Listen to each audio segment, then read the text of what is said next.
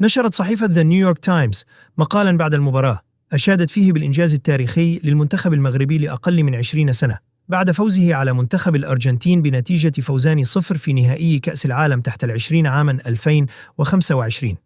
افتتح ياسر الزبيري التسجيل من ضربة حرة رائعة في الدقيقة 12 قبل أن يضيف الهدف الثاني في الدقيقة 20 و90 بعد تمريرة دقيقة من عثمان مأمة. وأشادت الصحيفة بالانضباط التكتيكي العالي للمغرب وبقدرته على السيطرة على مجريات اللقاء رغم الضغط الكبير من المنتخب الأرجنتيني. كما سلط المقال الضوء على الصلابة الدفاعية للمغرب والتنظيم الجماعي الممتاز الذي مكنه من الحفاظ على تقدمه حتى صافرة النهاية. وأكدت الصحيفة أن هذا التتويج يعد لحظة فارقة في تاريخ كرة القدم المغربية والعربية، إذ أصبح المغرب أول بلد عربي يتوج بلقب كأس العالم لأقل من 20 سنة. واختتمت بالإشارة إلى أن عثمان مأمة حصل على الكرة الذهبية لأفضل لاعب في البطولة، فيما خطف الزبيري الأضواء بثنائيته وأدائه الكبير في النهائي.